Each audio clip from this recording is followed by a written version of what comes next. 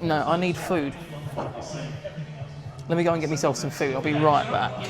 So, motorsport. When someone says they're into motorsport, 99% of the time they're going to go, oh, I love Formula One. Yeah, well, a lot of people look at Formula One as the pinnacle of motorsport. Personally, I'm not too sure about that. But that's because I love sports car racing or endurance, whatever you want to call it. Now, I think more people should be into endurance racing, into sports car racing, because right now we are entering the new golden era of sports car racing. I've seen some people calling it like the platinum era or something like that. I'm not too sure. By the way, I have halloumi fries. They look wonderful. If you're not into that fucking ASMR of someone eating, this is actually jam. Shame. They're fucking good. As I was saying, new golden era of sports car racing. Now, a lot of people, when they think about sports car racing, or they think about the golden era of what it was, you go straight to Group C, the 1980s. You got the Porsche 962, the 956, obviously beforehand, Mazda 787B, one of the most iconic race cars of the time, and Jaguar, Silk Cut Jaguar. Now, obviously, like I say, that was the golden era of sports car racing. I'm here to explain to you why we've got another one. First and foremost, sports car racing is obviously quite a broad term. Most people, when they think of sports cars, they're going to think of like Porsche Caymans, you know, something like that. Not a supercar, not a daily. It's a sports car. Sports car racing falls under just a fairly wide umbrella. Now, the two classes that you mainly have in the World Endurance Championship, which is mainly what I'm going to be talking about, is you've got Hypercar and you've got GT3. Obviously, World Endurance Champs, or WEC, as I'm going to be calling it throughout this video, is not the be-all and end-all. You've also got other championships like the IMSA WeatherTech Sports Car Championship, which is America's version, you know, our fellows over the pond, as they'd say. This jam is going to go fucking everywhere. And it's not just IMSA, you've got, I guess, feeder series. So in the same way that Formula 1 has feeder series in Formula 2, Formula 3, Formula 4, IMSA WeatherTech World Endurance Championships, they are the pinnacle of sports car racing. They've got feeder series of ALMS, which is the Asian Le Mans Series, the European Le Mans Series, you've got the Le Mans Cup, which is LMP3s and GT3s, you've got the Sports Car Championship Canada, and lots of other things where people can drive prototypes and drive sports cars. I'm not just talking about sports car racing currently being in a golden age because I love it. Don't get me wrong, I do. I've been to the Le Mans 24-hour multiple times, and I don't intend to stop that anytime soon. The reason I'm saying this is because Hypercar has reached a new high. For a start, the racing is absolutely phenomenal. Okay, you are going to see these cars racing side by side throughout an entire period of a race, of these endurance races. Take, for example, last year's Le Mans. 24-hour race. How many cars do you think finished on the same lap? You're probably glad I let you have a think. 9. Didn't think that, did you? 9. 9 cars. After 24 hours racing around this circuit, 9 cars finished on the same lap within 3.5 minutes of each other. If you don't think that's mental, there's something wrong with you. I mean, you get similar things in IMSA. So the Daytona 24-hour in 2023. In the LMP2 class, LMP, by the way, if you don't know, stands for Le Mans Prototype. In the LMP2 class, the top 2 runners finished 0.016 seconds apart. Just let that sink in for a second. 0.016 seconds is quicker than the time it takes me to defend my E46 being the best car, which it definitely is. They literally went down to the last lap where the guy in second got a draft off an LMP3, side drafted it, then drafted the leader, side drafted past him and crossed the line in front. Again, 24 hours, they finished within 0.016 seconds of each other. Mental. Now, I think another reason why it's golden era is because you just need to take a look at the manufacturers. Let's take other series for a second as an example. IndyCar. People love IndyCar racing. How many manufacturers are in IndyCar? 2. How many manufacturers are in NASCAR? 3. And how many manufacturers are in everyone's favourite motorsport, Formula 1? 4. You can argue that case all you like. That's the fact. Formula 1 has 4 manufacturers.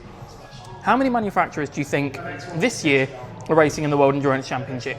I'll answer it for you. It's 13. Okay, in Hypercar alone, you have 8 different manufacturers. And, you know, there's more manufacturers waiting, they're queued up to start joining in. If you haven't already seen the news, the newest manufacturer for this year is Aston Martin with the Valkyrie. I mean, the Valkyrie really takes on the idea of what Hypercar was meant to be. Hypercar was meant to be a road car converted for racing. The rest of the cars have all been sort of prototypes. The Valkyrie is the first one to properly do that. So Aston Martin this year being run by Heart of Racing, you've got 2 cars in the World Endurance Championship, or WEC. Next up, for next year, 2026, a curveball, Hyundai. Who'd have thought that? So Hyundai, under the name of Genesis, which is obviously their luxury sports brand, but Genesis are coming into the World Endurance Championship in Hypercar. 2027, Ford. Ford are returning to the top level of sports car racing for the first time in fuck knows how long. At the moment, these are the manufacturers that are confirmed to join, which would already push Hypercar to have 11 manufacturers in one series. Closely followed by the likes of Mercedes and McLaren, who have both decided to throw their hat in the ring. They've not specified timings, they've not specified exactly what they're doing, but they've both said they're interested. Now, it's not just us, the fans, that are absolutely in love with sports car racing. This discipline brings in some of the best drivers in the world. You've got ex-Formula 1 world champions on the grid. For example, Jenson Button. People look at Jenson Button and go, oh my God, incredible, ex-Formula 1 world champion. Jenson Button is an incredibly quick driver. Button's not even the fastest driver in his car. Okay, his car is shared with 2 other drivers. I could be wrong, I think it's Sebastian Bourdais and Earl Bamber. But I could be wrong. I know it's Earl Bamber. Now, that's not anything against Jenson. He is an incredibly quick driver. You also have the likes of Kevin Magnussen or K-Mag, who everyone loves. You've got Mick Schumacher. But you've got these incredible drivers who have come into sports car racing because it is just brilliant.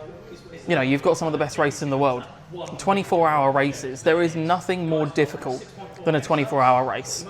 Okay, that is just simply put. In the Le Mans 24-hour, if you're into motorsport and you've never heard of the Le Mans 24-hour, you're lying.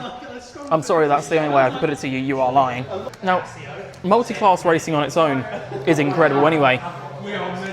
Picture this. You're in a Porsche 911 GT3. You're coming through the Porsche curves, which are some very fast corners towards the end of the Le Mans Circuit de la Sarthe. And you're absolutely hammering it through there. The car's running well, you've got new tyres on, and you are pushing your car to the limit. And then all of a sudden, the big brother, the Porsche 963 Hypercar, just comes zoom. Where the fuck did that come from? When you're driving in multi-class racing, you have to be so on it.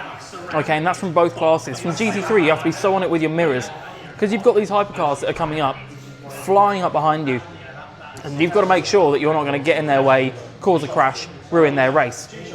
With the hypercars, it is your job to try and get past the GT3 cars as quickly and as safely as possible. Because in these series, as I said about the LMP2s, with how close they finished in the Daytona, every second counts.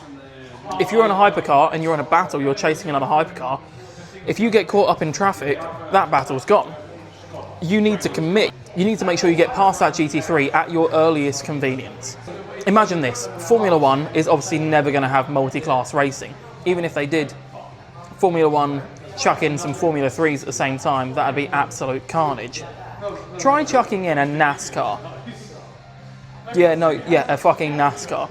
That's exactly what happened in 2023. For the Le Mans 24-hour Centenary Edition, that is exactly what they did. Garage 56 joined forces with Hendrix Motorsport and brought the new generation Chevrolet Camaro NASCAR and put it into the Le Mans 24-hour. And all props to it, it did well. It did have a gearbox failure, which put it out of the race for a long while. I think somewhere around 4 hours. But when it was running, the thing was unstoppable. It was the best sounding car on the grid, and I'm not the only one that will say that, because I kept getting woken up by it. I was camping on the inside of Tête Rouge, which is the corner just before the Mulsanne Straight. Try sleeping through the night when you're 20 metres away from the circuit. Doesn't happen. But it was the best sounding car, and it was a car that the organisers fully believed would qualify behind all of the GT3s, to the point where they even created another flag, or another flagging system, to warn other drivers that the NASCAR's up ahead of you, you're going to catch it, be careful.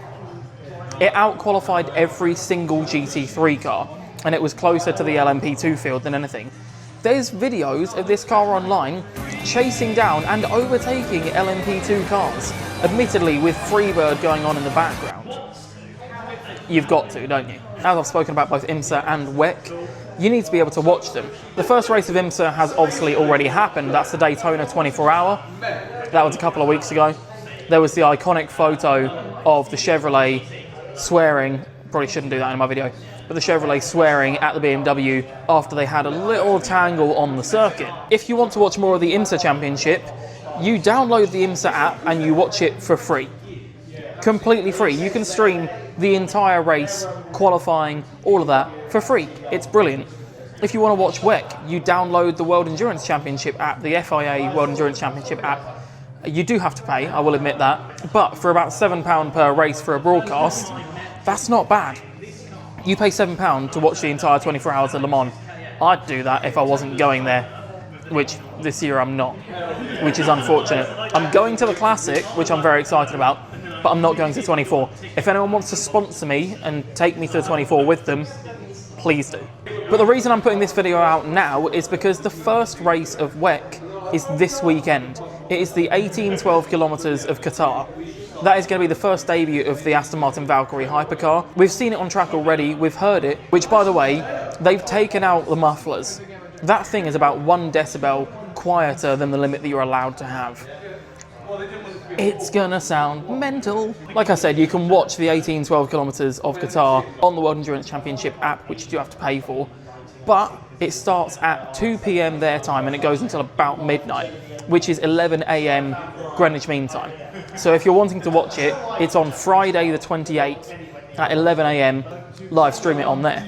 Watching the races isn't all that you can do as well. Obviously there are lots of social media outlets that keep up with the sports car racing too.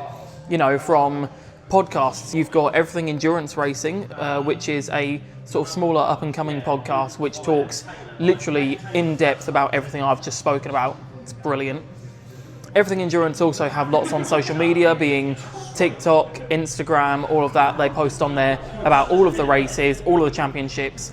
Get on it. The other podcast is This Week in Sports Cars, which is part of the Marshall Pruitt podcast world, I guess. So if this video has been of any interest to you, if you're interested in sports cars, if you're interested in learning more, watching the racing, let me know. Drop me a comment, ask me any question you want to know, and I will do my best to give you the answer. But hopefully you guys can understand the passion that I have for this racing. You know, this isn't just notes that I've made in my book because I read something on the internet. These are notes that I've made out of my head. These are things that I've learned through the years of watching World Endurance Championship, through watching racing. I've been to the Le Mans 24 hour. I've stayed up for... Okay, I haven't stayed up for the full 24 because that's very difficult. But I've been awake for 21 out of the 24 hours of watching the racing. I am so passionate about this stuff and I'm hoping that you guys become it too. Because there is way more to motorsport than just Formula One. If any of this has resonated with you, I'd always appreciate you to drop a like, drop a comment, follow me so you can keep up with more of what I'm doing. I've been Cars and Kirby. I'll see you later.